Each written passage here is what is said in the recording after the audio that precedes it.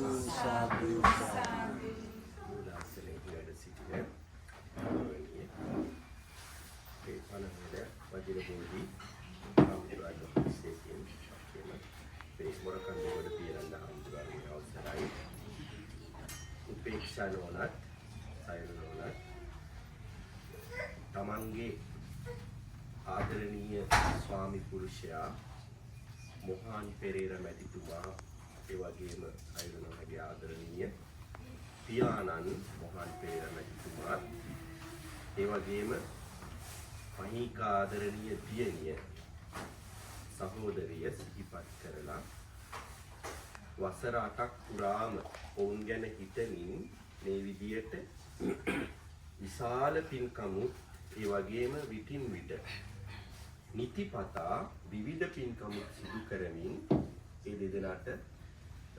පුණ්‍යානුමෝදනා කළා. අද දවස උපේක්ෂා නෝනත් සයුරි නෝනත් මේ කල්යාණ මිත්‍රයෝ ටික එකතු කරගෙන මේ පින්කම සිදු කරන්නට යෙදුනේ වසර 8ක්ම වෙලා. ඒ මතකය තාම අමතක කරන්න බැරි නිසා.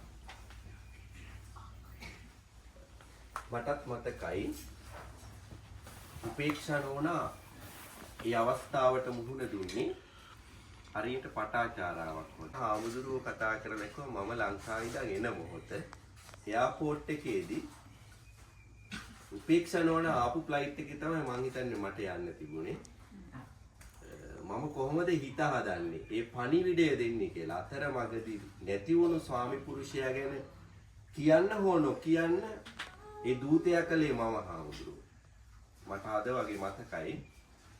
එයාපෝට් එකේ මම බලාගෙන ඉන්නවා උපේක්ෂා නෝනා එනවා. ලොකු දුකකින් තමන්ගේ ආදරණීය දියණියගේ භස්මාවශේෂ රැගෙන ස්වාමි පුරුෂයාත් එක්ක ලංකාවේදී නැවත වතාවක් ඒවා තැන්පත් කරලා ඒ දුක බෙදාගෙන අවසාන කටයුතු සිදු කරන්න පින්බෙන්න. හැබැයි මේ මොහොත වෙනකොටත් ඔබ දන්නේ නැහැ ස්වාමි පුරුෂයා මිය ගිහිල්ලා. ඉතින් හාමුදුරු කෙනෙක් වුණත් මටත් බෑ ඒ පණිවිඩය ඔබට දෙන්න. මොකද වැටුණු හිත ආයෙත් තව තවත් වටන්න. කොහොම නමුත් ඒ පුංචි වෙලාව තුල උත්සාහ කළා හිත හදන්න. හිත හදාගනිපු කෙනෙක් නිසා මට හිතුණා දැන් හිත හදාගෙන ඒ හිත හදාගනිපු කෙනෙක් නිසා ඒත් මම මේ පණිවිඩය කිව්වේ නෑ. දැනෙන විදියට කතා කරලා ඒ පොඩි වෙලාව තුල සමුගත්තා. මට හිතුනේ නෑ ඒ මොහොතේ ආයෙත් එක සැරේටම මේ ප්‍රවෘත්තිය සැල කරන්න. මං හිතන්නේ ඊට ටික වෙලාවකට පස්සේ දැනගත්තා. ඉතින් මට දැනුණා පටාචාරාවක් වගේ ඒ දින කීපය ඒ Tamanගේ දියණිය කිවියෝවත් ස්වාමි පුරුෂයා කිවියෝවත් දරා ගන්න නැත්තේ මහා පුදුම ශක්තියකින්. මිනිස්සුන්ගේ ජීවිතවලට සමහර අභියෝග සමහර ප්‍රශ්න එන්නේ ඒ ප්‍රශ්න විසින් මිනිස්සු ශක්තිමත් කරන්න. මිනිස්සුන්ගේ ජීවිත ගොඩ නගා ගන්න. බුදුහාමුදුරුවන්ගේ දේවදූත සූත්‍රයේ බුදුහාමුදුරුවෝ අපිට කිව්වේ සමහර ප්‍රශ්න දේවදූතයෝ විදියට දකින්න කියලානේ. සමහර වෙලාවට පටාචාරාවට එහෙම ප්‍රශ්න නොවුණා නම් අදත් ඔබේ නිවසේ අපි පටාචාරාව කියන නම කතා නොකරන්න තිබුණානේ. පටාචාරාවට එහෙම වුණ නිසාම ඇය ශාසනයේ ඒ වගේ ඉරණමකටපත් වුණු ඒ ඉරණම නිසාම ජීවිතයේ යථාර්ථය තේරුම් ගත්ත කාන්තාවක් බවට පත් වුණා. ඒ නිසා උපේක්ෂා නොනටත් සයුරු නොනටත් ජීවිතය ගැන හිතන්න. Tamanගේ තාත්තා Tamanගේ ස්වාමි පුරුෂයා දියණිය සහෝදරිය දේවදූතිකාවක් වුණා කියලා හිතන්න පුළුවන්. දියණිය වෙනුවෙන් මාස ගාණක් බොහෝ කාලයක් කළ කැපකිරීම ජීවිතයේ Tamanගේ S2 ඉදිරිපිට ලස්සනට හැදෙනවා ලස්සනට දියුණු වෙනවා දැකපු තමන්ගේ දරුවෙක් තමන්ගේ දෙස් ඉදිරිපිට දවසින් දවස ෂය වෙනවා ලෙඩ වෙලා ජීවිතයේ අවසාන මොහොත දක්වා ගමන් කරනවා දකින්නකොට ඇති වෙන දුක වගේම ජීවිතාවබෝධය වහ පුදුම තරම්. ඒ දරා ගැනීම අම්මා කෙනෙක් මහා පුදුමාකාරයි. ඒ නිසා ඔබ මේ ජීවිතේ තමන්ගේ ස්වාමියා මම ශක්තිමත් මිනිසෙක් කරපු කෙනෙක්. මගේ දියණිය මම ශක්තිමත් අම්මා කෙනෙක් කරපු කෙනෙක්. මාතෘත්වය පමණක් මට ලබා දීපු දියණියක් නෙමෙයි. ජීවිතාවබෝධය ලබන්න ප්‍රායෝගිකව ඇයගේ ජීවිතයෙන් මාස ගණනක් ප්‍රකට කරමින් කියලා දීලා මිය ගිය දියණියක් කියලා ඔබට හිතන්න පුළුවන්. නිසා මේ අපි මොනවා කළත් අපි හැමෝම කැමති සතුටට. අපි හොයන්නේ සතුට, විනෝදය. අපි ඒකට ගොඩාක් කැමති සුඛ කාමානි භූතානි කියලා කියන්නේ. මිනිස්සු සැපටමයි කැමති. දුක්ඛ පටික්කුලා. අපි දුක් විඳින කවුරුවත් කැමති නෑ. කතා කරනවටවත් කැමති නෑ දුක ගැන. ඒ ජීවිතයේ යථාර්ථය එහෙමයි. මේ සියල්ල පුංචි ලෙඩකින් අපි හැමෝගෙම මේ සියලු සතුට හිමි කරන්න පුළුවන්.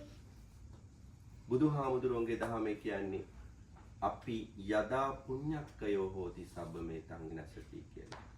අපි මේ සතුටු වෙලා විනෝද වෙලා මේ සියලු දේ එහෙම කරන්න ඕන. එහෙම කරන කොහොම ඉවරයි අපි කළ පින් ඉවර වුණු දවසට. පුංචිම පුංචි ලෙඩකට පුළුවන් නම් අපේ සියලු සතුට බලාපොරොත්තු අපේක්ෂා හිමි කරන්න. අනිත් සියලු දේ කවර කතාද? ඒ නිසා උපේක්ෂා නොවන ඔබතුමිය තේරුම් ගන්න ජීවිතේ මගේ ස්වාමියා මගේ දියණිය මට මේ ජීවිත යථාර්ථයේ ස්වභාවය කියලා දීලා ගියා. ඒ නිසා මම නැති වෙන නොපවතින යම් දවසක වෙනස් වෙන එවන් මරණයකට මුහුණ දෙන කෙනෙක් ලෙස ජීවිතේ සතුටින් ජීවත් වෙන්න ඇය සහ ස්වාමි පුරුෂයා නිසාම කටයුතු කරනවා කියලා. අද දවසේදී ඒ දෙපළට පින් දෙන්නයි මේ පින්කම සිදු කළේ. ඉතින් මේ පිරිස හැමෝම ඔබ බොහෝම සමාජශීලී කෙනෙක් නිසා, හැමෝටම හිතවත් නිසා, කල්යාණ මිත්‍රයෙක් නිසා මං හිතන්නේ ඊයේ රාත්‍රී අවසාන පිරිස ගියේ මංජුල මහත්තයල එහෙම 12ටත් ආසන්නව 12ට විතර. පන්සලේ සිල් අරගෙන කිහිප දෙනෙක් බොහෝ පිරිසක් දවස පුරාම පින්කම් වල නියැලිලා මේ හැම දෙනාම අතිශය මහන්සි වුණත් අද දවසේදී මං හිතන්නේ කල්යාණ මිත්‍රයෝ විදියටයි මේ පින්කමට සම්බන්ධ වුණේ. වැඩ නැති අය නිසා නෙමෙයිනේ. ඒ නිසා ඔබ පුදුම තරම් වාසනාවන්තයි. ඔබව පිරිවරාගෙන ඔබ දුකටපත් වුණු මොහොතේදී ඔබත් එක්ක මේ හැමෝම කල්යාණ මිත්‍රයෝ ලෙස පුදුම තරම් ශක්තියක් වුණ බව අපි දන්නවා. ඒ ශක්තිය ඔබව අද නිරෝගීව යහපත් මානසිකත්වයෙන් මේ විදියට තියන්න හේතු වුණ බවත් අපි දන්නවා. ඒ නිසා ඔබ හැම දෙනාම ඒ කල්යාණ මිත්‍ර භූමිකාව සිදු කරමිනුයි මේ උතුම් පින්කමට සම්බන්ධ වෙන්නේ. ඒ නිසා ගොඩාක් බණ කිව යුතු නැහැ. බණ කිව්වොත් එපා වෙනවා.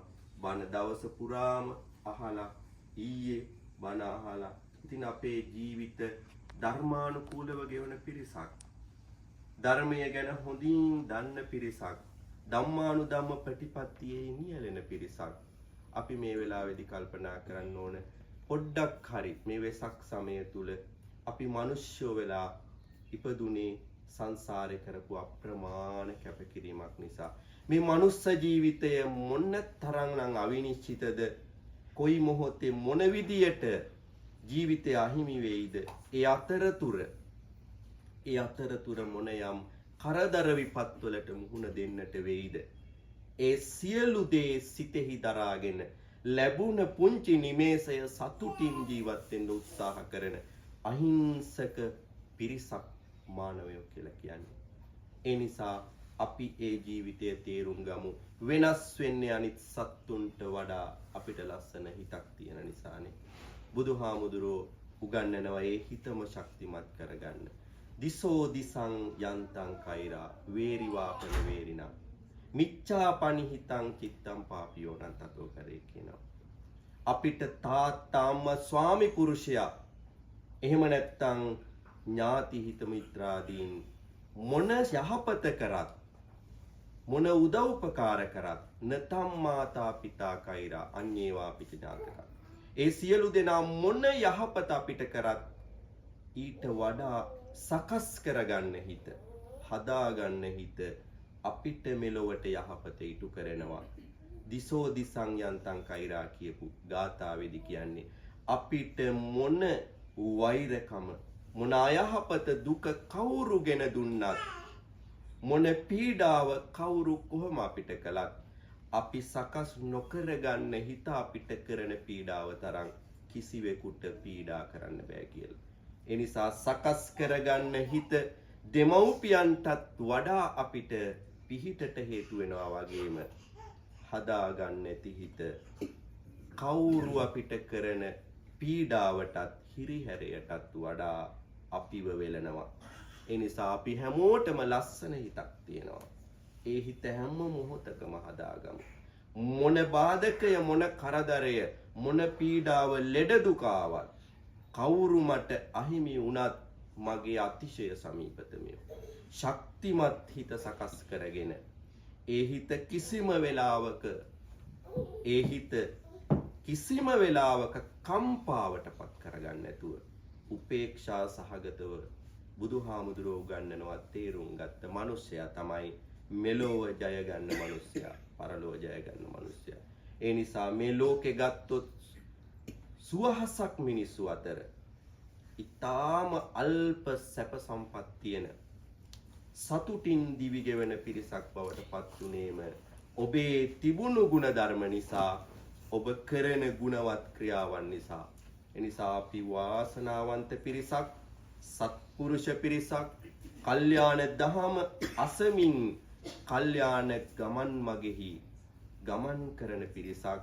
ඒ නිසා අපි හැම දිනාගේම ජීවිතවලට ලෞතුරා බුදුරජාණන් වහන්සේගේ ධර්ම රත්නේ සංඝ රත්නේ ආශිර්වාදය සැලසේවා කියලා අපි ප්‍රාර්ථනා කරන ගමන් බුදුහාමුදුරුවෝ සරණ නොගියපු හැම දිනාටමත් ඒ අත්තු කළ සියලු පින්වල බෙලෙන් ඒ අයගේ සියලු දෙවියන්ගේ ආශිර්වාදයක් ප්‍රාර්ථනා කරමි.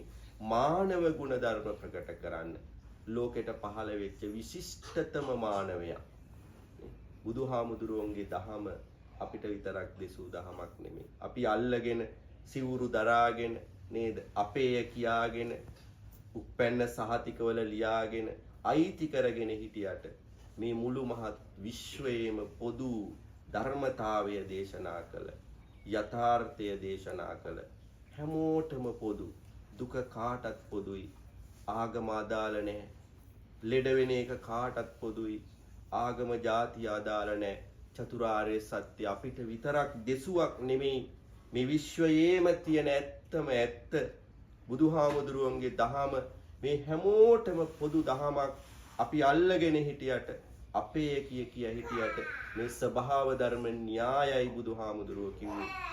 ඒක සියලු සත්වයාටම පොදු දහමක්. ඒ නිසා ඒ දහම තේරුම් ගන්න හැමෝම ආගමික වෙන්නේ මානසිකව සතුටින් ජීවත් වෙන පිරිසක් වෙනවා. මේ ලෝකේ සතුට හොයන අපිට බුදුහාමුදුරුවෝ කිව්වේ අල්ලගෙන කවදාවත් ඒ සතුට හොයන්න බෑ කියලා. ඒ සතුට බුදුහාමුදුරුවෝ අත්හැරලමයි අපිට හොයන්න ඉගැන්වුවේ. ඒ නිසා අපි උත්සාහ කරන්නේ ඒ අත්හැරීමමයි. මේ දාණය අද දවසේදී කළේ අත්හැරීම පුරුදු කරන්නමයි. නිවන කියලා කියන්නේ සියල්ල අත්හැරුණු තැන ලබන ඵලයටයි. ඒ නිසා අද දවසේදී කළේ අල්ලගෙන සතුටු වෙන්න ගොඩාක් දේවල් සොයන එකතු කරගන්න උත්සාහ කරගන්න අපි අතහැරීමෙන් සිතුවිලි වලින් ලැබුණු දෙයින් සතුට හොයන එක. ඒ නිසා දානීය බවට පත් කරගත්තේ ඒ අතහැරීමමයි. ඒ අතහැරීම අපේ මානසික සුවයට සාංසාරික සුවයට බුදුහාමුදුරුව අපිට පෙන්නපු නිර්වාණ සුවයටම හේතු වේවා කියන ප්‍රාර්ථනාව පෙරදරි කරගෙන මීට වසර 8කට පෙර ආතුව පරලොව සැපත් ආදරණීය ස්වාමි පුරුෂයා ආදරණීය පියතුමා මොහාන් පෙරේරා මැතිතුමාත් ඒ වගේම මහිකා ආදරණීය දියණිය සහෝදරියත් සිහි කරගෙන ඒ දෙපළගේ පරලොව ජීවිතයට යහපත සැනසෙල්ල සැනසේවා සසර කිසිදු මොහොතක අකල් මරණ නොම වේවා ආයුරාරෝග්‍ය සම්පත්තිය චිරජීවනය විඳින්නට සාංසාරික දුක් කෙලවර කොට ලබන අති උතුම් නිවනින් සැනසෙන්නට ඒ පින්වත් දෙපළටත් ගුණවතී සුගතපාලමව ඒ වගේ මිස්ටර් පෙරේරා මාමා කොන්සි පෙරේරා නැන්දම්මා ධානි සුගතපාල සහෝදරිය මණිකා අයන්කා ඥාති කුසුමා මනමේන්ද්‍ර නැන්දා විජේසිරි මනමේන්ද්‍ර මාමා මේ විදියට පවුලේ මිය ගිය ඔක්කොම ගැන හිතලා අපි හැමෝගෙම පවුල්වල අපි දන්න කොච්චරක්නම් මිය ගිහිල්ලා තියෙනවද අපි දන්න අය අඩු වෙවි අලුතෙන් පිරිස දැනගනිමින් යන ගමනක අපිත් මියදුනාම අවුරුදු 10ක් 15ක් උපරිම 20ක් 30ක් ඊට පස්සේ අපේ නමවත් දන්නේ නැහැ. ඒ නිසා එහෙම ලෝකෙක මිය ගිය අය සිතන අපි එයාලට පින් දෙන අපි ඒ ඇත්තන්ගේ පරලොව ජීවිතත් සුගතිගාමී කරමින් අපේ මෙලොව පරලොවත් සුවපත් කිරීමට යහපත් සිතුවිලි හදවතෙහි ගොඩනගා ගනිමින් මේ අද දවසේ ඔබ හැමෝම එකතු වෙලා කර ලස්සන පින්කම හේතු වාසනා වේවා. මෙපින් වෙලෙන් අපි හැමතෙම යහපත අභිවෘද්ධිය නිදුක් නිරෝගී භාවය සැලසේවා. ආයුරාෝග්‍ය සම්පත්තිය චිරජීවනය උදා කරගෙන මෙලොව ජීවිතය සුවපත් කරගෙන පරලොව සැනසෙල්ල සලසාගෙන බුදුහාමුදුරුවෝ අපි හැමෝටම කවදක හරි කැපවීමෙන් යුක්ත උදා කරගන්නට කියලා කියපු සාංසාරික දුක් වලින් නිදහස්ව ලබන අති උතුම් නිර්වාණ ශාන්තියම උදා කරගන්නට මේ කුසල් හේතු වාසනාම වේවා කියන ප්‍රාර්ථනාවෙන් පැම් වාජනය අරගෙන